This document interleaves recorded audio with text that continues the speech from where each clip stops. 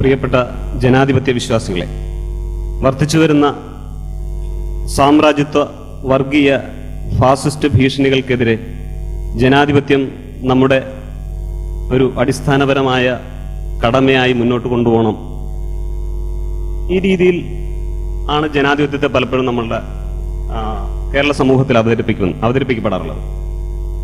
ഇപ്പോൾ അടുത്ത കാലത്ത് കൂട്ടിച്ചേർത്തൊരു വാചകമാണ് ഫാസിസം. അപ്പോൾ ഇങ്ങനെ ചില പ്രതിരോധ മാർഗങ്ങൾ മാത്രമാണ് ജനാധിപത്യത്തിൻ്റെ രീതി എന്ന നിലയിലാണ് കേരളത്തിലൊക്കെ അവതരിപ്പിക്കപ്പെട്ടിരിക്കുന്നത്. ഇന്ത്യയിൽ തന്നെ ജനാധിപത്യം ഏതെങ്കിലും രീതിയിൽ അവതരിപ്പിക്കപ്പെട്ടിട്ടുണ്ടോ എന്ന് തന്നെ സംശയമാണ്. നമ്മുടെ സ്വാതന്ത്ര്യ സമര കാലത്തൊക്കെ നമ്മുടെ പാരമ്പര്യത്തിൽ നിന്ന് വീണ്ടെടുക്കുന്ന ഊർജം കൊണ്ടാണ് സ്വാതന്ത്ര്യ സമരമൊക്കെ നടത്തിയിരുന്നത്.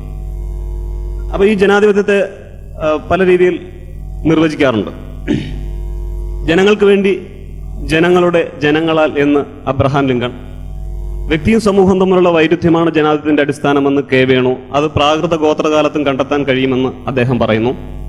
വിഭവങ്ങളുടെ വിതരണമാണ് ശരിയായ ജനാധിപത്യമെന്ന് പരിഷത്ത് പോലുള്ള ഇടതുപക്ഷ സംഘടനകൾ, ജനങ്ങളുടെ സഹകരണമാണ് ജനാധിപത്യമെന്ന് മറ്റു ചില നിർവചനങ്ങൾ. എനിക്ക് പറയാനുള്ളത്, സയൻസിന്റെ രീതിശാസ്ത്രം മനുഷ്യരുടെ സംസ്കാരത്തിൽ വരുത്തിയ മാറ്റമാണ് ജനാധിപത്യം. അതാണ് എനിക്ക് ജനാധിപത്യത്തെക്കുറിച്ച് പറയാനുള്ളത്. സയൻസിന്റെ രീതിശാസ്ത്രം മനുഷ്യരുടെ ഇടയിലേക്ക് വന്നതിന് ശേഷം നമ്മുടെ സംസ്കാരത്തിൽ വരുത്തിയ മാറ്റമാണ് ജനാധിപത്യം. എൻ്റെ ഹ്രസ്വമായ അവതരണത്തിൽ ജനാധിപത്യവും നീതിയും സ്വാതന്ത്ര്യവും സാധ്യമാക്കിയതിൽ സയൻസിന്റെയും യുക്തിചിന്തയുടെയും പങ്ക് പരിശോധിക്കുകയാണ് ഞാനിവിടെ ചെയ്യുന്നത്. അതുപോലെ സ്വാതന്ത്ര്യം തന്നെ ഇതൊരു ഗോൾഡൻ റൂളാണ്. അവരുടെ മൂക്കിൻ തുമ്പ് വരെ നമുക്ക് സ്വാതന്ത്ര്യമാകാം.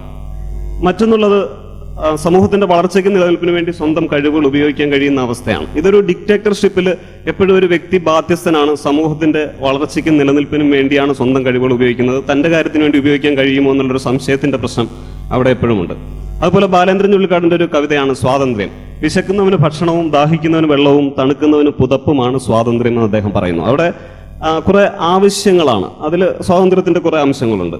ഉയർന്ന ശിരസും നിർഭയമായ മനസ്സുമാണ് സ്വാതന്ത്ര്യം എന്ന് ടാഗോർ, പാരതന്ത്ര്യം മാനികൾക്ക് മൃതിയേക്കാൾ ഭയാനകം എന്ന് ആശാൻ, ഒഴുകുന്ന നദിയുടെ ഇരുകരകൾ പാരതന്ത്ര്യമല്ല സ്വാതന്ത്ര്യമാണ് എന്ന് സ്വാതന്ത്ര്യത്തിന്റെ പല നിർവചനങ്ങൾ. ഇവിടെ എന്തായാലും സ്വാതന്ത്ര്യത്തിന്റെ ഫിലോസഫിക്കലായിട്ടുള്ള അതിന്റെ അരികുകളെ കുറിച്ച് കൂടുതൽ സംസാരിക്കേണ്ട ആവശ്യമില്ല. കാരണം നമ്മളെല്ലാം സ്വതന്ത്ര ചിന്തകരാണ്. അപ്പൊ സ്വാതന്ത്ര്യം എന്താണ് എന്ന് നമുക്കറിയാം. യുക്തിവാദത്തിന്റെ രീതിയിൽ നിന്നും അതിന്റെ സ്വതന്ത്ര ചിന്തയിൽ നിന്നും സ്വാതന്ത്ര്യം സാധ്യമാക്കിയത് എങ്ങനെയാണെന്ന് നമുക്കറിയാം. നമ്മുടെ ഇരിക്കുന്ന ഓരോരുത്തരും ഓരോ സീറ്റുകളും ഓരോ സ്വാതന്ത്ര്യമാണ്. അപ്പൊ ഒരു അബ്സ്ട്രാക്ട് ഐഡിയയായ ഒരു അമൂർത്തമായ ഒരു ആശയത്തെ പ്രാവർത്തിക പ്രയോഗമാക്കി മാറ്റാൻ സ്വാതന്ത്ര്യം എങ്ങനെയാണെന്ന് നമുക്ക് അറിയാം. അതാണ് നമ്മളിവിടെ ഒരു സ്വതന്ത്ര ലോകം നിർമ്മിക്കാൻ ശ്രമിക്കുന്നത്. അതുകൊണ്ടാണ് നമ്മളൊരു ലോകത്തിന്റെ ഒരു പരിച്ഛേദം, ഒരു സ്വതന്ത്ര ലോകം ഇവിടെ നിർമ്മിക്കുന്നു. ആ സ്വാതന്ത്ര്യം എന്താണെന്ന് കൂടുതൽ വിശദീകരിക്കേണ്ട ആവശ്യമില്ല. അപ്പൊ ഇവിടെ ഇങ്ങനെയൊക്കെ ആണെങ്കിലും പൊളിറ്റിക്കലായി സ്വാതന്ത്ര്യം, വ്യക്തി സ്വാതന്ത്ര്യം, ഇവയൊക്കെ ഈ യുക്തിചിന്തയുടെ, സ്വതന്ത്ര ചിന്തയുടെ, സയൻസിന്റെ ഒക്കെ പരിധിയിൽ വരുന്നതാണോ പൊളിറ്റിക്കലായി പറയുമ്പോൾ? അത് നമ്മുടെ ഒരു സംശയമാണ്. അത് മതവിശ്വാസികൾക്കും പ്രത്യയശാസ്ത്രജ്ഞർക്കും കൃത്യമായും അങ്ങനെ തന്നെയാണ്. അത് യുക്തിവാദമായിട്ടൊരു ബന്ധമില്ല എന്നവർ തീർച്ചയായിട്ടും പറയും. യുക്തിചിന്തകർക്കും അങ്ങനെ ഒരു സംശയമുണ്ടോ? ഉണ്ട് എന്നാണ് നമ്മുടെയൊക്കെ തന്നെ സംശയമാണ്. നമ്മുടെ സ്വതന്ത്ര ലോകം ഗ്രൂപ്പിലെ പോസ്റ്റിൽ വന്ന ഒരു കമന്റാണ്, യുക്തിവാദത്തിന്റെ വളർച്ചയും മൂല്യങ്ങളും തമ്മിൽ ഒരു ടെമ്പറൽ റിലേഷൻഷിപ്പ് മാത്രമേ ഉള്ളൂ. അതായത് ഒരു കാലഘട്ടത്തിന്റെ ബന്ധം അത്രമാത്രം. അപ്പൊ ഒരു വശത്തുകൂടെ യുക്തിവാദം വളർന്ന് അങ്ങനെ ഫ്ലറിഷ് ആകുന്നു, മറുവശത്തുകൂടെ സിവിലൈസേഷൻ വളർന്നു വരുന്നു. അപ്പൊ സിവിലൈസേഷന്റെ മൂല്യങ്ങൾ, അപ്പൊ യുക്തിവാദത്തിന്റെ ഈ വളർച്ചയും മൂല്യങ്ങളും തമ്മിൽ യാതൊരു ബന്ധവുമില്ല. രണ്ടും ഒരേ കാലഘട്ടത്തിൽ പരസ്പരം കണ്ടുകൂട്ടിയത് കൊണ്ടുള്ള ഒരു ബന്ധം മാത്രമാണ്. കാലഘട്ടത്തിന്റെ ബന്ധം അത്രമാത്രം. അപ്പോൾ ചോദിക്കാനുള്ളത്, ഇങ്ങനെയൊക്കെ പറയാമോ? ഒന്നുമില്ലെങ്കിലും നമ്മൾ ഒരേ ഗ്രൂപ്പിലുള്ളവരല്ലേ എന്നൊക്കെ തിരിച്ചു ചോദിക്കാം. മറ്റേ ഒരു മ്യൂസിക് പറയുന്ന പോലെ ഇങ്ങനെയൊക്കെ പറയാമോ എന്ന് ചോദിക്കും. ഇങ്ങനെയൊക്കെ പറഞ്ഞാൽ എന്താണ്? എനിക്ക് സഹിക്കാൻ പറ്റണില്ല. കാരണം അതെന്റെ ധാരണകളെല്ലാം ചോദ്യം ചെയ്യുന്നതാണ്. ഞാൻ ചിലപ്പോൾ തേങ്ങിക്കരഞ്ഞേക്കും. അപ്പോൾ ഞാൻ സഹിക്കാൻ പറ്റാത്തതുകൊണ്ട് തേങ്ങിക്കരഞ്ഞിട്ട് വീണ്ടും പുനഃപരിശോധിക്കുകയാണ്. എൻ്റെ വിശ്വാസങ്ങളെന്ന് പറയാമോന്നറിയില്ല, നമ്മുടെ ധാരണകൾ തെറ്റാണോ? അപ്പോൾ ഞാനത് വീണ്ടും പുനഃപരിശോധിച്ചപ്പോൾ അത്ര തെറ്റുകളുണ്ട് എന്നെനിക്ക് തോന്നുന്നില്ല. തോമസ് ജെഫേഴ്സൺ പറഞ്ഞാണ്, ഒരു ലെജിറ്റിമേറ്റ് ഗവൺമെന്റ് ആണ് നമുക്ക് ആവശ്യം, ഒരു നീതിയുക്തമായ ഗവൺമെന്റ്. ഈ നീതിയുക്തമായ ഗവൺമെന്റ് വന്നത് എപ്പോഴാണ്? ഒരു സയൻസിന്റെ മെയിൻ ഒബ്ജക്റ്റായ ഫ്രീഡം, ഹാപ്പിനെസ് സാധ്യമായപ്പോഴാണ്. അപ്പോൾ സയൻസിന്റെ ഒരു മെയിൻ ഒബ്ജക്റ്റായിട്ട് തന്നെ അദ്ദേഹം ഒരു എൻലൈറ്റ്മെന്റ് ചിന്തകൻ കൂടെയാണ്. അദ്ദേഹം പറയുന്നു ഫ്രീഡവും ഹാപ്പിനെസ്സും സാധ്യമാകുന്നത് ആണ് സയൻസിന്റെ മെയിൻ ഒബ്ജക്റ്റ്. അതിലൂടെയാണ് ഒരു ലെജിറ്റിമേറ്റ് ഗവൺമെന്റ്. എന്താണ് ഇതിന്റെ തെളിവ്? ഈ സയൻസ് വന്നതിന് മുമ്പ് ലെജിറ്റിമേറ്റ് ഗവൺമെന്റ് എന്ന് പറയുന്ന ഒരു ഗവൺമെന്റ് ലോകത്തെങ്ങും ഉണ്ടായിരുന്നില്ല. അതിന്റെ ഒരു വരവിന് ശേഷം, ആ സയന്റിഫിക് റവല്യൂഷന് ശേഷം മാത്രമാണ് നീതിയുക്തമായ ഗവൺമെന്റ് സ്ഥാപിക്കാൻ നമുക്ക് സാധ്യമായത്. എന്തുകൊണ്ട് ഇതിന് സാധ്യമായി? ഇതിന് തെളിവുകൾ ഉണ്ട് എന്ന് ഞാൻ വിചാരിക്കുന്നു. മറ്റൊരു വാചകമാണ് ഫ്രാൻസിസ്കോ ഗ്രിഫോയുടെ. ഒരു ഡെമോക്രാറ്റിക് സൊസൈറ്റിയുടെ, ഒരു ജനാധിപത്യ സമൂഹത്തിന്റെ അതിന്റെ ആത്മാവെന്ന് പറയുന്നത് ഫ്രീ തിങ്കിങ്ങും ഓപ്പൺനെസ്സുമാണ്. സ്വതന്ത്ര ചിന്തയും തുറന്ന സമീപനവുമാണ് ഒരു ഡെമോക്രാറ്റിക് സൊസൈറ്റിയുടെ അടിസ്ഥാനം. അത് ആ ഫ്രീ തിങ്കിങ്ങും ഓപ്പൺനെസ്സും ബ്രീഡ് ചെയ്യുന്നത് ആരാണ്? സയൻസ് ആണ് ബ്രീഡ് ചെയ്യുന്നത്. ഈ ഓപ്പൺനെസ് എന്ന് പറയുന്നത് പലപ്പോഴും വിശ്വനാഥ് സാർ ആവർത്തിച്ച് പറയാറുള്ള പാരമ്പര്യ സമൂഹത്തിൽ നിന്നും പാരമ്പര്യാനന്തര സമൂഹത്തിലേക്കുള്ള ഒരു മാറ്റമാണ്. മനുഷ്യ സമൂഹത്തിന്റെ ഏറ്റവും അടിസ്ഥാന ആഴത്തിലുള്ള പരിവർത്തനം തുറന്ന സമൂഹത്തിലേക്കുള്ള വരവാണ്. ഈ തുറന്ന സമൂഹത്തിലേക്ക് ആ വാതിൽ തുറന്നത് സയൻസിന്റെ രീതിശാസ്ത്രമാണ്. അപ്പൊ ഇവിടെ എന്താണ് നമുക്ക് റിവേഴ്സ് ബാക്കിലെ തെളിവുകൾ കിട്ടുന്നത്? റിവേഴ്സിൽ പോയി കഴിഞ്ഞാൽ ഇതിന് തെളിവുകൾ കിട്ടുന്നത് എങ്ങനെയാണെന്ന് വെച്ച് കഴിഞ്ഞാൽ, attacks on science, attacks on our democracy. ആര് സയൻസിനെ ആക്രമിക്കുന്നോ അവർ തീർച്ചയായും നമ്മുടെ ജനാധിപത്യത്തെ ആക്രമിക്കും. അപ്പൊ ഇത് രണ്ട് തരത്തിലുണ്ട്. ഒന്ന് സയൻസിനെയും ജനാധിപത്യത്തെയും ആക്രമിക്കുക, മറ്റൊന്ന് സയൻസിനെ മാത്രം ആക്രമിക്കുക, മനുഷ്യത്വ പക്ഷത്ത് നിൽക്കുക. പക്ഷെ രണ്ടുപേരും ചെയ്യുന്നത് ശരിക്കും യഥാർത്ഥത്തിൽ അതിന്റെ അന്തിമ വിശകലനം എന്ന് പറഞ്ഞാൽ ജനാധിപത്യത്തെ പൂർണ്ണമായും ആക്രമിക്കലാണ്. അപ്പൊ ഈ സയൻസിനെ ആക്രമിക്കുന്നവർ ജനാധിപത്യത്തെ ആക്രമിക്കുമോ? കൃത്യമായ തെളിവുകളുണ്ട്. ഇതൊരു സയൻസിന്റെ മേലുള്ള ഒരു ആക്രമണമാണ്. ശാസ്ത്ര കോൺഗ്രസിന്റെ 102ാം സമ്മേളനത്തിൽ വിമാനം ഭാരതത്തിൽ 10,000 വർഷങ്ങൾക്ക് മുമ്പ് കണ്ടുപിടിക്കപ്പെട്ടു എന്ന് പറയുന്നത്. അതിൽ ഗോപികൃഷ്ണന്റെ രസകരമായ ഒരു കാർട്ടൂണാണ്. തടികൊണ്ടുള്ള വിമാനം, തടികൊണ്ടുള്ള ബസ്, തടികൊണ്ടുള്ള സൈക്കിൾ, തടികൊണ്ടുള്ള കുടിലിൽ നിന്നും ഒരു സന്യാസി പുറത്തു വന്ന് തന്റെ മാന്ത്രികത എന്തുകൊണ്ട് വിമാനത്തെ അവിടെ സ്റ്റക്കാക്കി നിർത്തിയിരിക്കുന്നു. അപ്പോൾ വേണമെങ്കിൽ അദ്ദേഹത്തിന് ശപിക്കാം, അടുത്ത ജന്മത്തിൽ നീ ഒരു ബസ്സായി മാറട്ടെ വിമാനമേ. ആ തരത്തിലേക്ക് സയൻസിനെ ആക്രമിക്കുകയാണ്. സയൻസിനെ സ്വന്തമാക്കുക എന്നുള്ള ഉദ്ദേശത്തോടെ ഇല്ല, സയൻസിനെ ആക്രമിക്കുക, അതിന്റെ മൂല്യങ്ങൾ നശിപ്പിക്കുക, ഇന്ത്യയുടെ മൂല്യങ്ങൾ, ആ തരത്തിൽ രൂപപ്പെട്ട ഭരണഘടനാ മൂല്യങ്ങൾ തന്നെ അടിസ്ഥാനപരമായി നശിപ്പിക്കുക എന്നുള്ളതാണ്. അപ്പൊ ഇവർ സയൻസിനെ ആക്രമിച്ചാൽ തീർച്ചയായും ജനാധിപത്യത്തെ ആക്രമിക്കും. അപ്പോൾ ജനാധിപത്യത്തെ ആക്രമിക്കുമ്പോൾ കുരിപ്പുഴ ശ്രീകുമാർ ചോദിക്കുന്നു, ഇനി എത്ര പേരെ വേണം? പക്ഷെ നമുക്ക് കൊടുക്കാൻ ആളില്ല, എങ്കിലും അദ്ദേഹം ധൈര്യപൂർവ്വം ചോദിക്കുന്നു, ഇനി എത്ര പേരെ വേണം? അതിൽ കൽബുർഗി, ഗോവിന്ദ് പൻസാര, നരേന്ദ്ര ദബോൽക്കർ മരണപ്പെട്ടപ്പോൾ മുംബൈയിലെ പോലീസ് സ്റ്റേഷനിൽ അദ്ദേഹത്തിന്റെ ആത്മാവിനെ വിളിച്ചു വരുത്തിയാണ് സത്യം കണ്ടെത്താൻ ശ്രമിച്ചത്. എത്ര സിമ്പിളായ ലോജിക്കാണ്. ആരാണ് മരിക്കപ്പെട്ടത്? മരിക്കപ്പെട്ട ആളെ തന്നെ വിളിച്ചു ചോദിച്ചാൽ പിന്നെ വേറെ തെളിവിന്റെ എന്താണ് കാര്യം? അപ്പൊ ഈ യുക്തി തന്നെ, ഈ ഒരു സിമ്പിൾ ലോജിക്കാണ് നമ്മുടെ സമൂഹത്തിൽ പ്രവർത്തിക്കുന്നത്. ഈ സിമ്പിൾ ലോജിക്ക് പ്രവർത്തിക്കുന്ന സമൂഹത്തിലെ പുരോഗമനവാദികളാണ് ഗോൾബർക്കറും മറ്റുമൊക്കെ യുക്തിവാദിയായിരുന്നു എന്ന് അവകാശപ്പെടുന്ന രീതിയിലേക്ക് നമ്മുടെ പുരോഗമന ചിന്തകൾ പോലും മാറിപ്പോകുന്നത് ഈ സിമ്പിൾ ലോജിക്കിൽ നിന്ന് ഇന്ത്യ മോചിതമായിട്ടില്ല എന്നുള്ളതാണ്. അപ്പോൾ അവര് സയൻസിനെ ആക്രമിക്കുന്നവർ ജനാധിപത്യത്തെ ആക്രമിക്കും. ജനാധിപത്യത്തെ ആക്രമിച്ചു കഴിഞ്ഞാൽ സ്വാഭാവികമായിട്ടും സ്വാതന്ത്ര്യത്തിന്മേലുള്ള ആക്രമണമാണ്.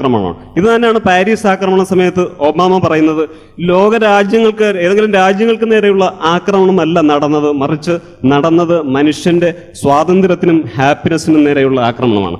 ഈ ജ്ഞാനോദയുക്തിവാദം സംഭവിച്ച രാജ്യങ്ങളിൽ മാത്രമാണ് ഈ സ്വാതന്ത്ര്യവും ഹാപ്പിനെസ്സും സംഭവിച്ചിരിക്കുന്നത്. പണ്ട് രാജ്യങ്ങളുടെ നേരെയുള്ള ആക്രമണമായിരുന്നു, ഇന്നത് മാറി മനുഷ്യന്റെ സ്വാതന്ത്ര്യത്തിനും ഹാപ്പിനെസിനും നേരെയുള്ള ആക്രമണമാണ്. അതെല്ലാം സയന്റിഫിക് റവല്യൂഷൻ വന്ന ജ്ഞാനോദയുക്തിവാദം സംഭവിച്ച രാജ്യങ്ങളിലാണ് ഈ ഹാപ്പിനെസിനെയും ലിബർട്ടിയെയും ആക്രമിക്കുന്നത്. മൈക്കിൾ ഷർമറുടെ മറ്റൊരു ഒരു പ്രസ്താവനയാണ്, മോസ്റ്റ് റിലീജിയസ് സ്റ്റേറ്റായ ടെന്നസി, ജോർജിയ, ഒക്ലഹോമ തുടങ്ങിയ സ്ഥലങ്ങളിൽ ഹോമിസൈഡ്, ക്രൈം, ചൈൽഡ് അബ്യൂസ് ഇവ വർദ്ധിച്ച തോതിൽ കാണപ്പെടുന്നുണ്ട്. ചൈൽഡ് അബ്യൂസ്, ക്രൈം, ഹോമിസൈഡ് ഇതൊക്കെ നമ്മുടെ സ്വാതന്ത്ര്യത്തിനെതിരാണ്. അപ്പൊ ക്രൈം എന്ന് പറയുന്നതിന് സ്വാതന്ത്ര്യത്തിനെതിരാണെന്ന് നമ്മൾ തിരിച്ചറിയുന്നത് ഈ സയന്റിഫിക് റെവല്യൂഷന് ശേഷമാണ്. മോസ്റ്റ് സെക്യുലർ സ്റ്റേറ്റിൽ ഉള്ളത് ക്രൈം റേറ്റ്സ് വളരെ കുറവും പ്രോസ്പെറിറ്റി റൈറ്റ്സ് ഇതൊക്കെ കൂടുതലാണ്. അപ്പോൾ അവകാശങ്ങൾ കൂടിയ ഒരു സമൂഹത്തിലാണ് സ്വാതന്ത്ര്യം കൂടി നിൽക്കുന്നത്. ഇത് നമ്മുടെ സയന്റിഫിക് രീതിശാസ്ത്രവുമായിട്ട് ബന്ധപ്പെട്ടുള്ള പുരോഗതിയാണെന്ന് കൃത്യമായ തെളിവുകൾ നമുക്ക് കിട്ടാം. അതുകൊണ്ടാണ് സാം ഹാരിസ് പറയുന്നത്, ഏതൊരു ഐഡിയയും നമ്മുടെ പ്രപഞ്ചം ഒരു ക്രിയേറ്റർ ഉണ്ട് എന്ന് പറയപ്പെടുന്ന ഏതൊരു ഐഡിയയും intellectually, ethically and politically poison ആണ്. പൊളിറ്റിക്കലി പോയിസൺ ആണ് ഇത്തരം ഐഡിയോളജികൾ എന്ന് തിരിച്ചറിഞ്ഞത് ശാസ്ത്രത്തിന്റെ സംഭാവനയാണ്. അപ്പോൾ ഇത് ഇത്തരം രീതികളെല്ലാം ഒരേ സമയം ആക്രമിക്കുന്നത് സയൻസിനെയും ജനാധിപത്യത്തെയും ഒരുമിച്ചാണ്. ഇനി സയൻസിനെ മാത്രം ആക്രമിക്കുന്നവരുണ്ട്, ജനാധിപത്യത്തിന്റെ കൂടെ നിൽക്കുന്നവർ എന്ന് കരുതുന്നവർ. അത് പോസ്റ്റ് മോഡേണിസ്റ്റുകളും മനുഷ്യത്വവാദികളുമാണ്. അവർ സയൻസിനെ മിക്കവർക്കും പക്ഷെ ഞങ്ങൾ ജനാധിപത്യത്തിന്റെ കൂടെയാണെന്ന് പറയുന്നു. പക്ഷെ അവര് ഈ സയൻസിനെ എതിർക്കുന്ന, സയൻസ് മാത്രമാണോ ഒരേ ഒരു സത്യം കണ്ടെത്താനുള്ള മാർഗം? ഈ മെത്തേഡ് മാത്രമാണ് ഏറ്റവും ശരിയാണ്. എത്രയെല്ലാം മെത്തേഡുകളുണ്ട്. ഒരു ജ്യോതിഷത്തെക്കുറിച്ച് പോലും, ജ്യോതിഷം ആ പ്രദേശത്ത് ജീവിക്കുന്നവരുടെ സത്യമാണ്, അതിനെ നിങ്ങൾ എന്ത് എതിർക്കുന്നു എന്ന രീതിയിലേക്ക് പോകും. അപ്പൊ അവരൊക്കെ പിന്നീട് അവർ രംഗപ്രവേശനം ചെയ്യുന്നത് മാനവികവാദികളാണ്. ഇപ്പോൾ എസ് ഡി പി ഐകൾ പോലും മാനവികവാദികളാണ്. അവർക്ക് സയൻസിന്റെ ആവശ്യമില്ല. അപ്പോൾ സയൻസിന്റെ ആവശ്യമില്ലാതെ മാനവികവാദം പറയുന്നവരെല്ലാം കൂടുതൽ അക്രമത്തിലേക്കാണ് പോകുന്നതായിട്ടാണ് തെളിവുകൾ പറയുന്നത്. അതുകൊണ്ടാണ് നമ്മുടെ ഫിംഗർ പറയുന്നത്, അദ്ദേഹം ഇങ്ങനെ പറയുന്നു, ഹേ മാനവവാദികളെ, science is not your enemy. ഈ ശാസ്ത്രം നിങ്ങളുടെ ശത്രുക്കളല്ല. കാരണം ഏജ് ഓഫ് റീസണിലെ എൻലൈറ്റ്മെന്റ് തിങ്കേഴ്സ് എല്ലാം സയന്റിസ്റ്റുകളായിരുന്നു. അവർ സയന്റിഫിക് രീതിയിൽ ചിന്തിച്ചത് കൊണ്ടാണ് നമുക്ക് ജനാധിപത്യം സാധ്യമായത്. മാത്രമല്ല, നമ്മുടെ ബയോളജിക്കൽ അപ്രോച്ചും നമ്മുടെ ധാർമ്മികതയും മാനവികതയും സ്വാതന്ത്ര്യവും എല്ലാം ഈ മോറൽ പ്രോഗ്രസ്സുമായിട്ട് കോമ്പറ്റബിൾ ആണ് ഈ ബയോളജിക്കൽ അപ്രോച്ച് എന്ന് പറയുന്നത്. അപ്പൊ നമുക്കൊരു കൺക്ലൂഷനിൽ എത്താവുന്നത്, no science, no evidence, no truth, no democracy. Science ഇല്ലെങ്കിൽ തെളിവില്ല, സത്യമില്ല, ജനാധിപത്യമില്ല. ഇതെന്തുകൊണ്ടാണ് ഇങ്ങനെ സംഭവിക്കുന്നത്? ട്രൂത്ത് ആൻഡ് കണ്ടക്ട് ആണ്, അതായത് പെരുമാറ്റവും സത്യവും. നമ്മൾ സയൻസിനെ കുറിച്ച് പറയുമ്പോൾ സത്യം കണ്ടെത്താനുള്ള മാർഗം എന്നാണ് പറയുന്നത്.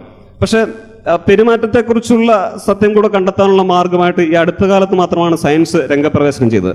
അതുവരെ മനുഷ്യന്റെ ഇതുവരെയുള്ള ആത്യന്തികമായ വ്യവസ്ഥകളെല്ലാം മനുഷ്യന്റെ പ്രത്യയശാസ്ത്രവും മനുഷ്യാവസ്ഥയും പ്രകൃതിയെക്കുറിച്ചുള്ള തങ്ങൾക്ക് തൃപ്തികരമായ എല്ലാ വിശദീകരണങ്ങളും നൽകിയിരുന്നത് ഈ മതശാസനകളും പ്രത്യയശാസ്ത്രങ്ങളുമായിരുന്നു. അപ്പൊ ഇതിൻ്റെ ഒരു തകരാറ് എവിടെയാണ് എന്ന് ചോദിച്ചു കഴിഞ്ഞാൽ, മനുഷ്യന്റെ പെരുമാറ്റത്തെക്കുറിച്ചുള്ള ആത്യന്തികമായ വ്യവസ്ഥകളാണ്.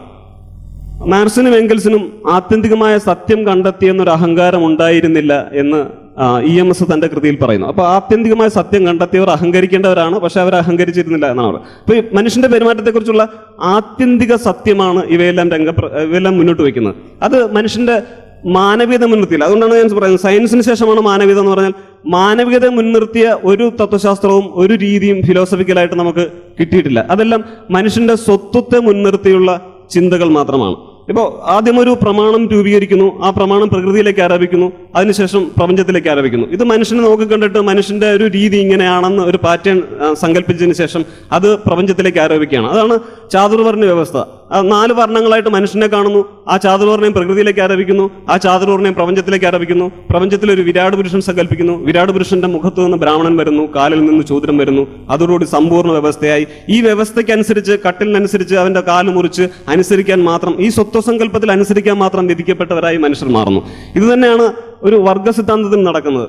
മനുഷ്യന് തമ്മിലുള്ള വൈരുദ്ധ്യങ്ങൾ കാണുന്നു, അത് പ്രകൃതിയിൽ ആരോപിക്കുന്നു, അത് പ്രപഞ്ചത്തിൽ ആരോപിക്കുന്നു. പ്രപഞ്ചത്തിന്റെ അടിസ്ഥാന ഘടനം, പ്രപഞ്ചമുണ്ടായത് ഈ വർഗ വൈരുദ്ധ്യത്തിൽ നിന്നാണെന്ന് സങ്കല്പിക്കുന്നു. ഈ വർഗ വൈരുദ്ധ്യത്തിനൊത്ത് മാത്രം മനുഷ്യനെ പെരുമാറാൻ പ്രേരിപ്പിക്കുന്ന പെരുമാറ്റ ഘടകങ്ങളുടെ ആത്യന്തിക സത്യങ്ങളായി തീരുന്നതാണ് ഈ ട്രൂത്ത് ആൻഡ് കണ്ടക്ട് എന്ന് പറയുന്നത്. അപ്പോൾ ഈ ഒരു രീതി പാശ്ചാത്യ രാജ്യത്തുണ്ടായിരുന്നത് വമ്പിച്ച തകർച്ച നേരിട്ടത് ഈ അരിസ്റ്റോട്ടലിന്റെ ഒരു കോസ്മോളജിയൻ പ്രപഞ്ച സിദ്ധാന്തമാണ്. ഹൈറാർക്കിക്കൽ പ്രപഞ്ച സിദ്ധാന്തത്തിന് സയന്റിഫിക് റെവല്യൂഷനോടുകൂടി ഭയങ്കരമായ ഒരു ഇടിവ് സംഭവിച്ചു. അവരും മനുഷ്യനെ ആശ്രയിച്ചതിന് ശേഷം അത് പ്രകൃതിയിൽ ആരോപിച്ചു. ഈ പ്രപഞ്ചത്തിൽ കാണുന്ന ഗ്രഹങ്ങൾക്കെല്ലാം മനുഷ്യന്റെയും ദൈവങ്ങളുടെയും പേരിട്ട് വിളിച്ചിട്ട് അവർ ഇന്ന രീതിയിൽ പെരുമാറുന്നു. ദൈവം ഒരൊറ്റ ചരടിൽ കോർത്ത പോലെ പ്രപഞ്ചത്തെയും പ്രകൃതിയും മനുഷ്യനെയും ഒറ്റ ചരടിൽ കോർത്ത പോലെ മുന്നോട്ട് കൊണ്ടുപോകുന്നു എന്നുള്ള ആശയത്തിന് വമ്പിച്ച ഇടിവ് സംഭവിച്ചതാണ് അരിസ്റ്റോട്ടലിയൻ പ്രപഞ്ചത്തിന് ശേഷം വന്ന ഗലീലിയോയുടെയും കോപ്പർനിക്കസിന്റെയും ന്യൂട്ടന്റെയൊക്കെ പ്രപഞ്ച സിദ്ധാന്തം. അതിലുണ്ടായ ഒരു ഏറ്റവും വലിയ പ്രത്യേകത എന്ന് പറഞ്ഞാൽ, എല്ലാവർക്കും അവരവരുടേതായ ഒരു ലോ ഉണ്ട്. ഈ പ്രപഞ്ചത്തിന് അതിൻ്റെതായ ഒരു നിയമമുണ്ട്. Deity has his law, beast has their law, man has his law. മനുഷ്യന് അതിൻ്റെതായ നിയമമുണ്ട്, മൃഗങ്ങൾക്ക് അതിൻ്റെതായ നിയമമുണ്ട്, നാച്ചുറൽ പ്രകൃതികൾക്ക് അതിൻ്റെതായ നിയമമുണ്ട്. അപ്പൊ ഇങ്ങനെ ഓരോന്നിനും അതിൻ്റെതായ നിയമമുണ്ട് എന്നുള്ളൊരു ശാസ്ത്രീയമായ രീതി, ഓരോന്നിനെയും പ്രത്യേകം എടുത്ത് പരിശോധിക്കുന്ന സയന്റിഫിക് രീതി ജ്ഞാനോദയ ചിന്തയിൽ കടന്നു വന്നത് ഈ സയന്റിഫിക് രീതി കൊണ്ടാണ്. അങ്ങനെയാണ് പിന്നീട് ജനാധിപത്യം പുഷ്കലമാകുന്നത്. അതിനുശേഷമാണ് ഈ ജ്ഞാനോദയ ചിന്തകർ നിരവധി, റോബർട്ട് ഫിൽമറെ പോലെയും തുടങ്ങി നിരവധി ചിന്തകർ വന്നിട്ട് ഈ അത്തരം രാജകീയമായ അവകാശങ്ങളെയും മറ്റും ചോദ്യം ചെയ്തുകൊണ്ട് മനുഷ്യന്റെ മാനവികതയൊക്കെ സ്ഥാപിക്കപ്പെടുന്നത്. അപ്പൊ ഇത് ഞാൻ നേരത്തെ പറഞ്ഞതുപോലെ സ്വത്വവും പെരുമാറ്റവുമാണ്. ഒരു ഫിലോസഫിക്കൽ രീതിയും സയന്റിഫിക്കൽ രീതിയുമാണ്. മറ്റേ ഫിലോസഫിക്കൽ രീതിയിലെല്ലാം പേഴ്സണൽ, റിലീജിയസ്, ഐഡിയോളജിക്കൽ എത്തിക്സ് ആണ്. സ്വത്വത്തെ മുൻനിർത്തിയുള്ള ആഗ്രഹ ചിന്തകളാണ്. നാളെ ഒരു നല്ല രോഗം വരുമെന്ന് വിചാരിച്ച് ആദ്യം തന്നെ മനുഷ്യനെ ഓരോ വ്യതിരിക്ത വർഗങ്ങളാക്കി തരംതിരിക്കുന്നു. ഇത് ജ്ഞാനോദയ ചിന്ത ഇന്ത്യയിൽ അവതരിപ്പിച്ച അംബേദ്കർ ഇത് വ്യക്തമായിട്ട് പറയുന്നുണ്ട്. വ്യതിരിക്ത വർണ്ണങ്ങളായി മനുഷ്യനെ തരംതിരിക്കുന്നത് ശാസ്ത്രപക്ഷത്ത് നിന്ന് ഏറ്റവും വലിയ തെറ്റാണെന്ന് തിരിച്ചറിവ് ശാസ്ത്രത്തിനുണ്ടായിട്ടുണ്ടെന്ന് ജാതിയുടെ ഉന്മൂലനം എന്ന കൃതിയിൽ അംബേദ്കർ പറയുന്നുണ്ട്. പക്ഷേ സയന്റിഫിക് രീതി എന്താണ്? Empirical matter identifying promoting action that actually work. എന്താണ് നമുക്ക് യാഥാർത്ഥ്യത്തിൽ നടക്കേണ്ടത്, അതിന് എന്ത് എംപിരിക്കൽ എവിഡൻസ്, നാളെ ഈ ട്രയൽ ആൻഡ് എറർ രീതിയിൽ നാളെ എന്ത് എംപിരിക്കൽ എവിഡൻസ് കിട്ടും എന്നനുസരിച്ച് നമ്മൾ സമൂഹത്തിലേക്ക് അപ്ലൈ ചെയ്തിട്ട് ഉള്ള മാറ്റമാണ്. അതൊരു സയന്റിഫിക് രീതിയാണ്. അങ്ങനെയാണ് നമുക്ക് പ്രാക്ടിക്കൽ വാല്യൂ ഓഫ് ഫ്രീഡം. അതുകൊണ്ടാണ് പിന്നീട് ഈ സയന്റിഫിക് റെവല്യൂഷന് ശേഷം, ജനാധിപത്യം വന്നതിന് ശേഷം സ്വാതന്ത്ര്യം നമുക്ക് അനുഭവിക്കാവുന്ന ഒരു അവസ്ഥയിലേക്ക് വന്നിരിക്കുന്നത് അതുകൊണ്ടാണ്.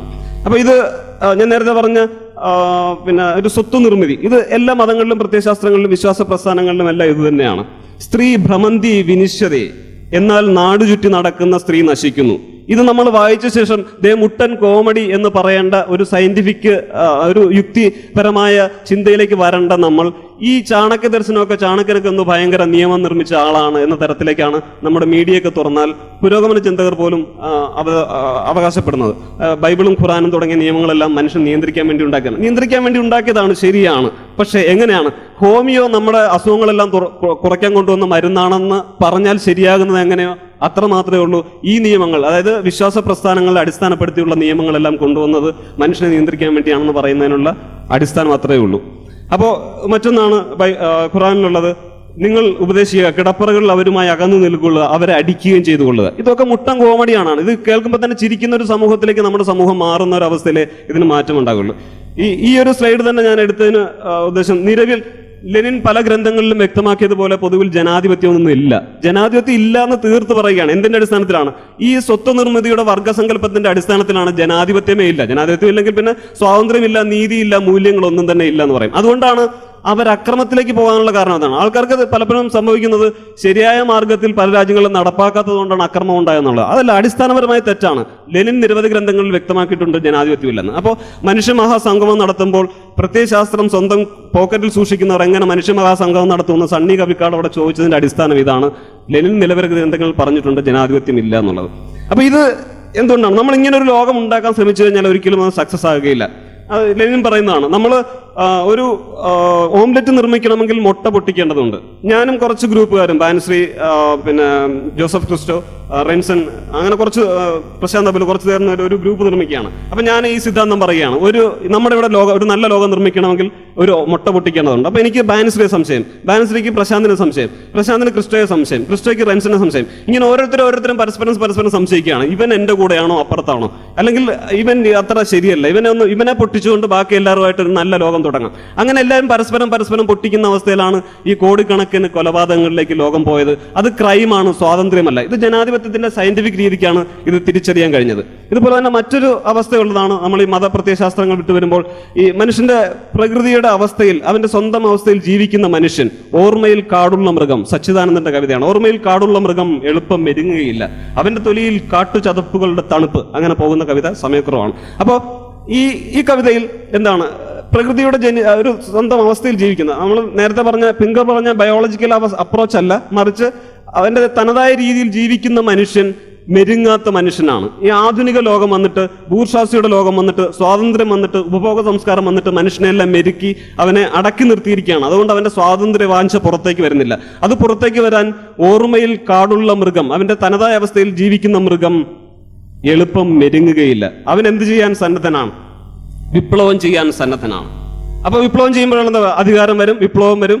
ഇതൊരു പഴയ ലോകത്തിന്റെ സങ്കല്പമാണ്. അതാണ് സ്വാതന്ത്ര്യം അസ്വാതന്ത്ര്യം തമ്മിലുള്ള വ്യത്യാസം. ആ അസ്വാതന്ത്ര്യത്തിൽ ഉള്ളത് വിപ്ലവം വരിക, അധികാരം വരിക.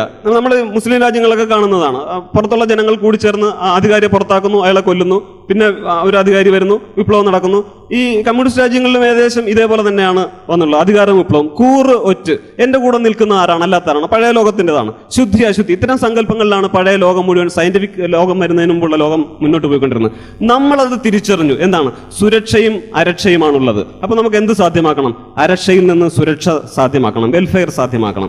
നീതി, ചതി, മനുഷ്യർ ഒരുമിച്ച് ജീവിക്കുന്ന സമയത്ത് ചതി വരാനുള്ള സാധ്യതയുണ്ട്. എന്ത് കൊണ്ടുവരണം? നീതി കൊണ്ടുവരണം. നീതിക്ക് ആവശ്യമായ നിയമങ്ങളാണ് നമ്മൾ ഭരണഘടനയിൽ നിർമ്മിച്ചു വെച്ചിരിക്കുന്നത്. സ്വാതന്ത്ര്യം അടിച്ചമർത്തൽ, മനുഷ്യന് സഹജമായുള്ള സ്വഭാവമാണ് അടിച്ചമർത്താനുള്ള സ്വഭാവം. അപ്പോൾ അവിടെ സ്വാതന്ത്ര്യം വരണം, സ്വാതന്ത്ര്യമാണ് കൊണ്ടുവരേണ്ടത്. ഈ സ്വാതന്ത്ര്യത്തിൻ്റെതായ ഈ നിർവചനങ്ങൾ സയന്റിഫിക് അപ്രോച്ചിലൂടെ നമ്മൾ കണ്ടെത്തിയതാണ് എന്നാണ് ഞാൻ പറഞ്ഞു വരുന്നത്. ഇനി ഇതൊന്നും അല്ല എന്നിരിക്കട്ടെ, നമ്മൾ വിശ്വാസ പ്രസ്ഥാനങ്ങൾക്ക് വിടുന്നില്ല. അടുത്ത കാലത്ത് ശ്യാം ബാലകൃഷ്ണൻ എന്ന് പറഞ്ഞ മാവോയിസ്റ്റ് അറസ്റ്റ് ചെയ്യപ്പെട്ടയാൾ, അദ്ദേഹം മാവോയിസ്റ്റ് ആയിരുന്നില്ല, അദ്ദേഹം ലോക ഗവൺമെന്റ് എന്നൊരു സങ്കല്പം വെച്ച് പുലർത്തിയിരുന്ന ആളാണ്. അദ്ദേഹം പറയുന്നു, ഇതേ ഭേദബുദ്ധി തന്നെയാണ് സ്വകാര്യ വ്യക്തിയുടെ ഗർഭഗൃഹം. അതിനു പകരം പ്രപഞ്ചത്തെയും മനുഷ്യനെയും രണ്ടല്ലാതെ മനസ്സിലാക്കുന്ന ജ്ഞാനമീമാംസ, വിദ്യാഭ്യാസം ഇതെല്ലാം വേണം. ഇങ്ങനെ വന്നു കഴിഞ്ഞാൽ ഫാക്ടറികളിൽ നട്ടും ബോൾട്ടും തിരിച്ചു കഴിയുന്ന പൊട്ടന്മാരല്ല ഉണ്ടാകുന്നത്. അപ്പോൾ അവിടെ തന്നെ ഒരു സത്വസങ്കല്പം വന്നു കഴിഞ്ഞു. അദ്ദേഹം ഒരു വിശ്വാസത്തിന്റെ പ്രമാണത്തിന്റെ ആളല്ല, പക്ഷേ നട്ടും ബോട്ടും തിരിച്ചു കഴിയുന്ന പൊട്ടന്മാരാണ് ഫാക്ടറികളിൽ. അദ്ദേഹം കുറച്ചുപേരെ സത്വം ഐഡന്റിഫൈ ചെയ്തു. നാളെ ഇതൊരു വലിയ സ്വത്വമായി മാറാം. അദ്ദേഹം പറയുന്നത് ഇതേ ഭേദബുദ്ധി തന്നെ, പ്രകൃതിയും മനുഷ്യനും ഒന്നാണെന്നുള്ള ഒരു സങ്കല്പം വരണം, ഭേദബുദ്ധി പാടില്ല. നമുക്ക് ഭേദബുദ്ധിയും വ്യത്യാസമൊക്കെ നമ്മൾ തിരിച്ചറിഞ്ഞാണ് സയന്റിഫിക് ഒരു ലോകം നിർമ്മിച്ചത്. എന്ത് വേണം വേണ്ട എന്നുള്ളത് യുക്തിപരമായ ചിന്തയിലൂടെ, ജ്ഞാനോദയ ചിന്തയിലൂടെയാണ് മാറ്റം വരുത്തിയത്. അപ്പോൾ ഇതൊക്കെ നമ്മൾ ശാസ്ത്രത്തിനല്ല വിട്ടുകൊടുക്കുന്നതെങ്കിൽ, ശാസ്ത്രം ജ്ഞാനം നിർമ്മിക്കുന്നില്ലെങ്കിൽ ആ സ്പേസ് ആര് നികത്തും? ഇത്തരം ചിന്തകൾ നികത്തും. ഒരു പ്രയോജനമില്ലാത്ത കുറെ ചിന്തകൾ മാത്രമേ നികത്തുകയുള്ളൂ. ഇതെന്തുകൊണ്ടാണ് സംഭവിക്കുന്നത്? മനുഷ്യനെ അടിസ്ഥാനപരമായി മോട്ടിവേറ്റഡ് റീസണിങ് ആണ് മനുഷ്യന്റെ സ്വാഭാവികമായ ചിന്ത. ബിലീവിംഗ് ബ്രെയിന്റെ അടിസ്ഥാന തത്വമായിട്ട് അദ്ദേഹം പറയുന്നത് belief comes first and reason for beliefs follow. ആദ്യം നമ്മളൊരു കാര്യം വിശ്വസിക്കും, എന്നിട്ട് അതിന്റെ കാരണങ്ങൾ തേടും. ഇതാണ് മനുഷ്യന്റെ അടിസ്ഥാനപരമായ ചിന്ത. ജൊനാഥൻ ഹെയ്ത്ത് അത് തന്നെ പറയുന്നു, ഒരു സത്യം കണ്ടെത്തുക എന്നുള്ളതല്ല, ഒരു കേസ് ജയിക്കുക എന്നുള്ളതാണ് മനുഷ്യന്റെ സ്വാഭാവികമായ ചിന്ത. അപ്പൊ ഇത്തരം ചിന്തകളെല്ലാം ഒരു സത്യം കണ്ടെത്താനുള്ള ഒരു ഉപാധിയല്ല. നമ്മൾ സയൻസ് ജ്ഞാനം നിർമ്മിക്കുന്നില്ലെങ്കിൽ ഒത്തിരി സിദ്ധാന്തങ്ങൾ, നമ്മളെ തൃപ്തിപ്പെടുത്തുന്ന ഒത്തിരി സിദ്ധാന്തങ്ങൾ വന്നേക്കാം, പക്ഷെ അതൊന്നും മനുഷ്യന്റെ ശരിയായ സത്യം കണ്ടെത്തുന്നവ ആയിരിക്കുകയില്ല. അപ്പോൾ survival and flourishing of human being അല്ലെങ്കിൽ സെന്റിമെന്റ് ബീയിങ്, അത് മസ്തിഷ്ക ജീവികളുടെ ഏറ്റവും സർവൈവലും ഫ്ലറിഷിങ്ങുമാണ് നമുക്ക് ആവശ്യം. ഇത് നമ്മുടെ ജനിതക വ്യവസ്ഥയ്ക്ക് അറിയില്ല.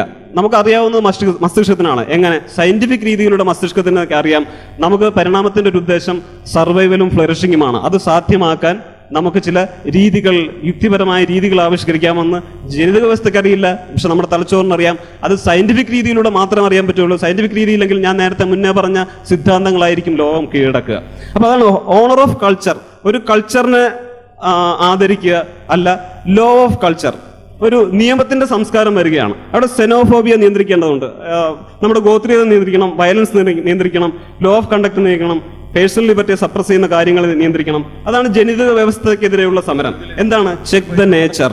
പ്രകൃതിക്ക് ചെക്ക് പറയലാണ് നമ്മൾ ആധുനിക നിയമവ്യവസ്ഥ കൊണ്ടുവന്നിരിക്കുന്നത്. നമ്മളൊരു വാഹനത്തിൽ നടന്നു പോകുമ്പോൾ ഒരു ഗ്രൂപ്പ് വന്ന് നമ്മളെ ആക്രമിച്ചു കഴിഞ്ഞാൽ നമ്മൾ അവിടെ ഒരു പോലീസ് ഉണ്ടെങ്കിൽ അവർക്ക് ചെക്ക് പറയണം. ആക്രമിക്കാൻ വരുന്നവർക്ക് ചെക്ക് പറയണം. ഈ ആക്രമിക്കാൻ വരുന്നവരെല്ലാം കൂട്ടമായിട്ട് ആക്രമിക്കാൻ വരുന്നവരുടെ എല്ലാം പിറകിൽ നോക്കിക്കഴിഞ്ഞാൽ യുക്തിപരമായ ഒരു ആശയം അവർക്ക് ഉണ്ടാകില്ല. അയുക്തമായ ഒരു വിശ്വാസമുള്ളവർ മാത്രമാണ് ഗ്രൂപ്പായിട്ട് വന്ന് ആക്രമിക്കുന്നത്. നമ്മളൊരു ദിവസം രാവിലെ എഴുന്നേറ്റ് പോയാൽ തിരിച്ചു വരുന്നത് നമുക്ക് ഉറപ്പൊന്നുമില്ല. പല സംഘടനകൾ നമ്മുടെ ജനാധിപത്യത്തെ കവർന്നെടുക്കുന്ന, ഇടയ്ക്ക് വെച്ച് ആക്രമിക്കുന്ന, ഈ ഇടയ്ക്ക് വെച്ച് ആക്രമിക്കുന്നവരെല്ലാം നമ്മൾ തിരിച്ചു അവരെ വിശകലനം ചെയ്ത് നോക്കി കഴിഞ്ഞാൽ യുക്തിപരമായ ഒരു ആശയം അവർക്ക് ഉണ്ടായിട്ടില്ല. ഒരു ഇത് മാത്രമേ ഉണ്ടായിരിക്കും. അപ്പോൾ constitution grounded or constitution of ഹ്യൂമാനിറ്റിയെ ബേസ് ചെയ്തിട്ടാണ് നമ്മുടെ കോൺസ്റ്റിറ്റ്യൂഷൻ വന്നിരിക്കുന്നത്. ഇത് എൻ്റെ ഒരു സുഹൃത്ത് എഴുതിയാണ്, കുറുക്കനെ കോഴിക്കോടിന്റെ താക്കോലേൽപ്പിച്ച പോലെയാണ് എന്നെ ജനാധിപത്യം ഏൽപ്പിക്കുന്നത്. അതുപോലെ ജനാധിപത്യം പരിഷ്കരിക്കപ്പെട്ട ഗോത്രതയാണെന്ന് എൻ്റെ ഒരു യുക്തിവാദ സുഹൃത്ത് പറയുന്നു. അത് തെറ്റാണെന്നുള്ളതാണ്. കാരണം എന്താണ്? നമ്മൾ ഇതിന്റെ വലതുവശം അടച്ചു ഹെൽപ്പിംഗ് കോപ്പറേറ്റീവ് ആൾട്രൂയിസ്റ്റിക് ബെറ്റർ ഏഞ്ചൽസ്, ഇതിനെയാണ് നമ്മൾ നിയമപരമായി പ്രൊമോട്ട് ചെയ്യുന്നത്. ഹർട്ടിങ് കോമ്പറ്റീറ്റീവ് ഗ്രീഡി ഇന്നർ ഡെമോൺസ്, ഇതിനെ നമ്മൾ നിയമപരമായി തടഞ്ഞു നിർത്തുന്നു. ഇത് കൃത്യമായിട്ട് നമുക്കറിയാൻ പറ്റും. ഈ വിശ്വാസ പ്രസ്ഥാനങ്ങൾക്കും മതപ്രസ്ഥാനങ്ങൾക്കും ഇത് കൃത്യമായിട്ട് തിരിച്ചറിയാൻ പറ്റുകയില്ല. ഇതൊരു സയന്റിഫിക് രീതിക്ക് മാത്രമേ തിരിച്ചറിയാൻ പറ്റുള്ളൂ. അതുകൊണ്ടാണ് എന്തിനെയാണ് പ്രോത്സാഹിപ്പിക്കേണ്ടത്? നമ്മളിവിടെ പ്രോത്സാഹിപ്പിച്ചിരിക്കുന്നത് ചുംബനം അല്ലെങ്കിൽ സ്നേഹപ്രകടനം, ഇതിനെയൊക്കെ പ്രോത്സാഹിപ്പിക്കേണ്ടതാണ്. അതാണ് നിയമപരമായി നമുക്ക് തരുന്ന ഒരു ആനുകൂല്യം. ഈ വയലൻസിനെ അടിച്ചമർത്തേണ്ടതാണ്, പക്ഷെ നിയമം ആരുടെ കൂടെയാണ്? വയലൻസിനൊപ്പമാണ്. ഈ വയലൻസിനെ ആദരിക്കാൻ പാടില്ല, വയലൻസിനെ ഒതുക്കണമെന്നുള്ളതാണ് ആധുനിക ജനാധിപത്യ നിയമ സംവിധാനങ്ങൾ. അതെന്താണ്? നിരായുധരായി സമാധാനമായി ഒത്തുചേരാനുള്ള സ്വാതന്ത്ര്യം, ജീവിതത്തിന്റെയും സ്വാതന്ത്ര്യം. നമുക്ക് ആവശ്യമുള്ളത് എന്താണെന്ന് പറയുന്നു. അതായത് മോറൽ പ്രോഗ്രസ്. ഒരു കാലത്ത് വാല്യൂ ഓഫ് മദർ തെരേസയുടെ പണമാണ് കിട്ടുന്നതെങ്കിൽ ഇന്ന് നമ്മൾ തിരച്ചു കഴിഞ്ഞാൽ ദ മോറൽ ആർക്ക് എന്നാണ് കിട്ടുന്നത്. സയന്റിഫിക് രീതിയും പൊളിറ്റിക്കൽ രീതിയും കൂടെ പറഞ്ഞുകൊണ്ട് നിർത്താം. സയന്റിഫിക്കൽ രീതിയിൽ ഒരു ഫിസിക്സിൽ ആറ്റത്തെ അടിസ്ഥാനപരമായി നിർമ്മിച്ചതുപോലെ ഒരു ഫണ്ടമെന്റൽ അടിസ്ഥാന യൂണിറ്റായി വ്യക്തിയെ നിയമിച്ചു. അതുതന്നെയാണ് പൊളിറ്റിക്സിൽ ഡീസെൻട്രലൈസേഷൻ. ഒരു വ്യക്തിയെ ശക്തിപ്പെടുത്തുകയാണ് ഡീസെൻട്രലൈസേഷൻ. നമ്മൾ സാധാരണ പറയുന്നത് പഞ്ചായത്തുകളെ ശക്തിപ്പെടുത്തുക എന്നുള്ളതാണ്. ഓരോ വ്യക്തിയെയും ശക്തിപ്പെടുത്തുക, അയാളുടെ സ്വാതന്ത്ര്യം വർദ്ധിപ്പിക്കുക എന്നുള്ളതാണ് ഡീസെൻട്രലൈസേഷന്റെ അടിസ്ഥാനം. റൈറ്റ് റെവല്യൂഷൻ എന്ന് പറഞ്ഞാൽ ഇൻഡിവിഡുവൽ ആണ്. അല്ലാത്തതെല്ലാം എന്താണ്? നശിപ്പിക്കുന്നത് ട്രൂത്തിനെയും ജസ്റ്റിസിനെയും ഫ്രീഡത്തെ ആയിരിക്കും. ആയിരക്കണക്കിന് ആൾക്കാരെ കൊന്ന ഡിക്റ്റേറ്റർഷിപ്പുകൾ. സ്വാതന്ത്ര്യത്തിന്റെ രീതി ഈ ഒരു സോഷ്യൽ ഓർഡർ നിർമ്മിക്കുക എന്നുള്ളതാണ്. നമ്മുടെ എവല്യൂഷൻ ബ്ലൈൻഡ് ആണ്, എൻക്വയറി ആണ് openness. Enquiry is scientific enquiry and law making. Empiric evidence ഉള്ളതാണ് ജനാധിപത്യം. അത് നിലനിൽക്കുകയും സ്വാതന്ത്ര്യത്തെ വർദ്ധിപ്പിക്കുകയും ചെയ്യും. സത്വനിർമ്മിതിയായിട്ട് ബന്ധപ്പെട്ട് ഉള്ള ഒരു അൺസയൻറ്റിഫിക് ആണ് എന്നുള്ള രീതിയിലാണ് ഇത് കേട്ടപ്പോൾ മനസ്സിലായത്. എൻ്റെ ഒരു സംശയം എന്ന് പറഞ്ഞാൽ, ഒരു ആക്സിഡന്റ് നടന്നു, അവിടെ ആക്സിഡന്റ് പറ്റിക്കിടക്കുന്ന വ്യക്തി ഒന്നുകിൽ അയാളെ രക്ഷിക്കാൻ വേണ്ടി ഒരു സമൂഹ വ്യക്തി ചെല്ലണം. അല്ലാത്ത സമയത്ത് ആക്സിഡന്റ് പറ്റിയ ആ വ്യക്തി സ്വയം എഴുന്നേൽക്കുകയോ അല്ലെങ്കിൽ തനിക്ക് പറ്റിയ മുറിവുകൾ ഭേദമാക്കാനോ അയാൾ സ്വയം എഴുന്നേൽക്കും. അപ്പോൾ കണ്ടു നിൽക്കുന്നവർ അല്ലെങ്കിൽ ഹെൽപ്പ് ചെയ്യാത്ത ആൾക്കാർ ആക്സിഡന്റിന്റെ സത്വം എഴുന്നേൽക്കുന്നു, അവൻ സ്വയം ഹോസ്പിറ്റലിലേക്ക് പോകാൻ ശ്രമിക്കുന്നു എന്ന് പറയുന്നത് അവനെ സഹായിക്കാൻ പറ്റാത്ത ഒരു സമൂഹത്തെ അല്ലേ കുറ്റപ്പെടുത്തേണ്ടത്? ആക്സിഡന്റ് പറ്റി എഴുന്നേൽക്കുന്ന ആ സത്വത്തെയാണ് നമ്മൾ കുറ്റപ്പെടുത്തേണ്ടത് എന്നുള്ളതാണ് എൻ്റെ സംശയം. ഞാൻ പറഞ്ഞത് തെറ്റിദ്ധരിക്കപ്പെട്ടു എന്ന് തോന്നുന്നു. ഞാൻ സ്വത്വനിർമ്മിതി ഉദ്ദേശിക്കുന്നത് മനുഷ്യനല്ലാത്ത രീതിയിൽ പെരുമാറണം. ഇപ്പോൾ 1929 ഒരു പത്രവാർത്ത എടുത്തു കഴിഞ്ഞാൽ ഒരു മുഹമ്മദിയൻ ഒരു പുലയനെ കൊന്നു എന്നാണ് പത്രവാർത്ത വന്നിരുന്നത്. അപ്പോൾ മനുഷ്യനെ മുഹമ്മദനും പുലയനുമായിട്ട് മാത്രം, മുസ്ലിമും പുലയനും ബ്രാഹ്മണനും ഒക്കെ ആയിട്ട് മാത്രം കാണുന്ന അവസ്ഥ, അല്ലെങ്കിൽ ബൂർഷാസിയും വിപ്ലവകാരിയും മാത്രമായിട്ട് കാണുന്ന അവസ്ഥ, അത് തൻ്റെ കൂടെ നിൽക്കുന്നു അപ്പുറത്ത് നിൽക്കുന്നു എന്നുള്ള വ്യവസ്ഥ, ഇതിനൊക്കെയാണ് ഞാൻ സ്വത്വനിർമ്മിതി എന്ന് ഉദ്ദേശിച്ചത്. അല്ലാതെ അതിൽ നിന്ന് വേർപെട്ട് മനുഷ്യനാണ് യാഥാർത്ഥ്യം എന്നുള്ളതാണ് സയന്റിഫിക് സങ്കല്പം ഒരു രീതി കൊണ്ടുവന്നതെന്നാണ് ഞാൻ പറഞ്ഞത്. നമ്മൾ പറഞ്ഞ പോലെ വ്യക്തി എന്നുള്ള അർത്ഥത്തിലല്ല സ്വത്വം, ആ വ്യക്തിയെ നിയന്ത്രിക്കുന്ന, ഇപ്പൊ ഇന്നലെ സണ്ണി കവിക്കാട് പറഞ്ഞ പോലെ ഞാൻ ദളിതനല്ല പക്ഷെ ചുറ്റുപാട് നിൽക്കുന്നവർ ഞാൻ ദളിതനാണെന്ന് പറയുന്നു. അപ്പോൾ ഒരു മനുഷ്യനല്ല നീ ദളിതനാണെന്ന് അയാളിലേക്ക് ഒരു സ്വത്വം ആരോപിക്കുകയാണ്. അയാൾക്ക് ആവശ്യമില്ല, മറ്റുള്ളവർക്കാണ് ആവശ്യം. ഈ അവസ്ഥയാണ്, ഈ രീതിയിലാണ് നമ്മുടെ ചിന്ത, ഒരു മോട്ടിവേറ്റഡ് റീസണിംഗ് ആണ് നമ്മൾ പലപ്പോഴും നടക്കാറുള്ളത് എന്നുള്ളതാണ് ഞാൻ സ്വത്വത്തെക്കുറിച്ച് പറഞ്ഞത്. മറ്റത് നമ്മുടെ ഒരു മാനവിക അവസ്ഥയാണ്, ഒരാൾ അപകടത്തിൽ കിടക്കുമ്പോൾ എടുത്തുകൊണ്ട് പോകുക എന്നുള്ളത്. ഞാൻ ആക്സിഡന്റ് പറ്റിയ ഒരു കഥയായിട്ട് പറഞ്ഞത് നിങ്ങൾ ആ കഥയെ അത്തരത്തിലെടുക്കാൻ വേണ്ടിയല്ല. ആക്സിഡന്റ് പറ്റിയ വ്യക്തി ഉദ്ദേശിക്കുന്നത് ഇപ്പോൾ ആദിവാസികളെ സംബന്ധിച്ച്, അല്ലെങ്കിൽ ദളിതരെ സംബന്ധിച്ച്, അല്ലെങ്കിൽ അതുപോലെ എന്തെങ്കിലും ബുദ്ധിമുട്ട് അനുഭവിക്കുന്ന സമൂഹത്തെ സംബന്ധിച്ച് ആരും അവർക്ക് വേണ്ടി സംസാരിക്കുവാനോ അവർക്ക് വേണ്ടി പ്രവർത്തിക്കാനോ ഇല്ലാത്ത ഒരു സാമൂഹികമായ ചുറ്റുപാടിൽ, അല്ലെങ്കിൽ ഒരു രോഗ ചുറ്റുപാടിൽ ആ സമൂഹമായി എഴുന്നേൽക്കാൻ ശ്രമിക്കും. ഞാൻ അതിന് പറയുന്ന ഒരു എക്സാമ്പിളായിട്ടാണ് ആക്സിഡന്റ് പറ്റി ആളെ പറഞ്ഞത്. അതൊരു സ്വാഭാവികമായ ഒരു നീതിയുടെ സംഗതി തന്നെയാണ്. അവർ സ്വയം എഴുന്നേൽക്കുന്നത്. അപ്പോൾ സ്വയം എഴുന്നേൽക്കുന്ന സമൂഹത്തെ ചൂണ്ടിക്കൊണ്ട് നിങ്ങൾ സത്വം പറയുന്നു എന്ന് പറയുന്നത് ഒരു തെറ്റായ രീതി അല്ലേ എന്ന് എനിക്ക് അത് ഇവിടെ മനസ്സിലാകുമെന്ന് ഞാൻ വിചാരിക്കുന്നു. കാരണം ഇന്ത്യയിലെ അവസ്ഥയിൽ ഞാൻ ഈ പറഞ്ഞ കാര്യങ്ങളെല്ലാം ഇന്ത്യയിലെ അവസ്ഥയിൽ അതേപോലെ അപ്രോച്ച് ചെയ്യുന്നതിൽ ബുദ്ധിമുട്ടുകളുണ്ട്. ഇപ്പൊ ഇന്നലെ സണ്ണി കവിക്കാട് പറഞ്ഞത് പോസിറ്റീവ് ഡിസ്ക്രിമിനേഷൻ ആവശ്യമാണെന്നുള്ളതാണ്. പോസിറ്റീവ് ഡിസ്ക്രിമിനേഷൻ ആവശ്യമാണ്. കാരണം വർഗ്ഗങ്ങളായി അടിച്ചമർത്തപ്പെട്ട ജനതയ്ക്ക് പോസിറ്റീവ് ഡിസ്ക്രിമിനേഷനിലൂടെ നമുക്കത് കണ്ടെത്തി സംവരണത്തിലൂടെ മുന്നോട്ട് കൊണ്ടുപോകാൻ പറ്റുകയുള്ളൂ. ആ അഭിപ്രായത്തിലൊന്നും എനിക്ക് എന്തെങ്കിലും വിയോജിപ്പുകളില്ല. ഞാൻ അർത്ഥത്തിലല്ല, ഒരു പൊതുവായ ഒരു അവതരണം എന്ന നിലയിലാണ്. സയൻസ് എങ്ങനെ ജനാധിപത്യവും സ്വാതന്ത്ര്യവും നീതിയും സാധ്യമാക്കി എന്നുള്ളതിന്റെ ഒരു ജനറലായ അവതരണമാണ്. മറ്റൊരു പോസിറ്റീവ് ഡിസ്ക്രിമിനേഷൻ ഇന്ത്യയുടെ അവസ്ഥയിൽ ആവശ്യം തന്നെയാണ്, അതിൽ യാതൊരു വ്യത്യാസമില്ല. ഈ പൂർണ്ണ സ്വാതന്ത്ര്യം എന്ന് പറയുന്നത് നമ്മൾ ആയിത്തീർന്ന രാസപ്രപഞ്ചത്തിൽ പൂർണ്ണ സ്വാതന്ത്ര്യമുണ്ടോ? നമ്മൾ ജീവിക്കുന്ന സാമൂഹ്യ വ്യവസ്ഥിതിയിൽ പൂർണ്ണ സ്വാതന്ത്ര്യമുണ്ടോ? ഇവിടെ സന്നിവേദനം ചെയ്തിരിക്കുന്ന പ്ലാന്റ് കിങ്ഡത്തിൽ അവർക്ക് പൂർണ്ണ സ്വാതന്ത്ര്യത്തോടു കൂടിയാണോ അവ നിലനിൽക്കുന്നത്? അതല്ല അതിന് നിയതമായ ഒരു വളർച്ചയും ഒക്കെ ഉണ്ടോ? അങ്ങനെ ഒരു പരിപൂർണ സ്വാതന്ത്ര്യം എന്ന് പറയുന്ന ഒരു കൺസെപ്റ്റ്, ഒരു ധാരണ, അത് അത്ര ശരിയാണോ? ഇതൊരു ഈ പ്രപഞ്ചത്തിലുള്ള മുഴുവൻ ചരാചരങ്ങളും പരസ്പരം കോംപ്രമൈസ് ചെയ്താൽ മാത്രമേ ഇത് നിലനിൽക്കുകയുള്ളൂ. അപ്പം അങ്ങനെയാവുമ്പം ഡെമോക്രാറ്റിക് സിസ്റ്റം നിലനിൽക്കണമെങ്കിലും അനുസ്യൂതമായ കോംപ്രമൈസ് ആവശ്യമാണ്. പ്രപഞ്ചം, നമ്മൾക്ക് ചുറ്റുമുള്ള പ്രപഞ്ചത്തിന്റെ ഘടകങ്ങൾ നമുക്ക് ആവശ്യമായ രീതിയിൽ നിലനിൽക്കണമെങ്കിൽ ഒരു കോംപ്രമൈസ് ആവശ്യമാണ്. അപ്പൊ നമ്മൾ ഒരു അനാർക്കിസത്തിലേക്ക് പോകുന്ന വിധത്തിൽ ചിന്തിക്കുന്നത് ഔചിത്യബോധത്തിന് അത് ഞാൻ കൃത്യമായിട്ട് പറഞ്ഞു എന്ന് വിചാരിക്കുന്നു. അതായത് സ്വത്വത്തെ മുൻനിർത്തിയുള്ള ആഗ്രഹ ചിന്തകൾ, ഞാനിത് ഫിലോസഫിക്കലായിട്ട് സമീപിക്കാൻ ആഗ്രഹിക്കുന്നില്ല എന്ന് ഫസ്റ്റ് തന്നെ പറഞ്ഞിരുന്നു.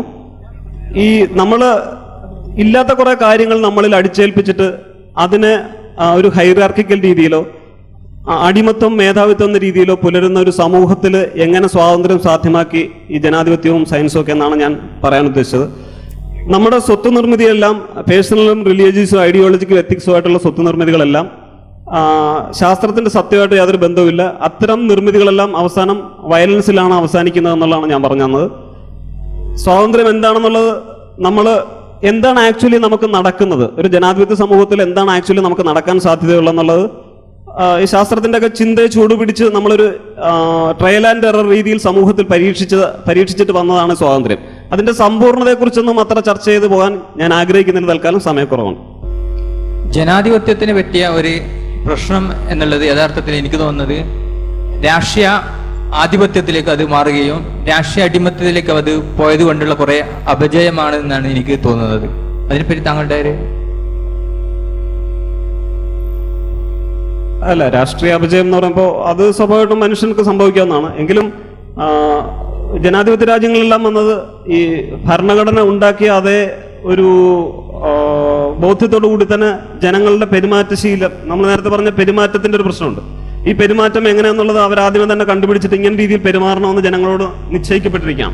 അതിൽ നിന്ന് മാറി ഓരോ മനുഷ്യനും സ്വതന്ത്രനാകുമ്പോൾ അവൻ തിരഞ്ഞെടുക്കുന്ന രാഷ്ട്രീയ കക്ഷികളിൽപ്പെട്ട ആൾക്കാരും നല്ല രീതിയിലാകും എന്നുള്ളതാണ് നമുക്ക് പറയാൻ കഴിയുന്നത്. ഇപ്പോൾ പല ഏകാധിപത്യ രാജ്യങ്ങളിൽ നിന്നും ആ ഭരിക്കുന്ന വ്യക്തിയുടെ പേരാണ് പലവട്ടം ഉയർന്നു കേൾക്കാറുള്ളത്. പക്ഷെ വലിയ ജനാധിപത്യ രാജ്യങ്ങളിൽ നിന്നും വ്യക്തിയുടെ പേര്, ഇപ്പോൾ അവിടുത്തെ പ്രധാനമന്ത്രി, പിന്നെ പാശ്ചാത്യ രാജ്യങ്ങൾ പ്രധാനമന്ത്രിമാർ സൈക്കിളിൽ സഞ്ചരിക്കുന്നു, ആൾക്കാരോട് ഇടപെടുന്നു, സെക്യൂരിറ്റി ഫോഴ്സ് വേണ്ട എന്ന തരത്തിലേക്കൊക്കെ.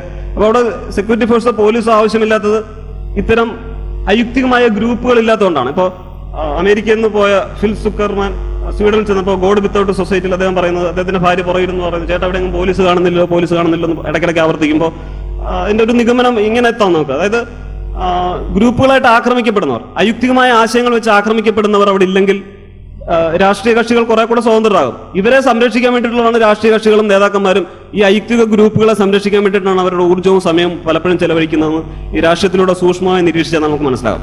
അംബേദ്കറും നെഹ്റു ഒക്കെ പുലർത്തിയ ആശയത്തിലൂടെയാണ് ഇന്ത്യ കടന്നു പോന്നിരുന്നെങ്കിൽ ഈ രാഷ്ട്രീയ കക്ഷികൾക്ക് ഇത്രയും അധികാരവും ആ മനോഭാവം ഉണ്ടാകുമായിരുന്നില്ല എന്ന് നമുക്ക് അതിനൊരു റെമഡി പറയാൻ കഴിയുള്ളൂ എന്ന് ഞാൻ വിചാരിക്കുന്നു. നന്ദി ശ്രീ ഹരീഷ് കുമാർ. അടുത്തത് നമുക്കൊരു ടീ ബ്രേക്ക് ആണ്. 15 മിനിറ്റ്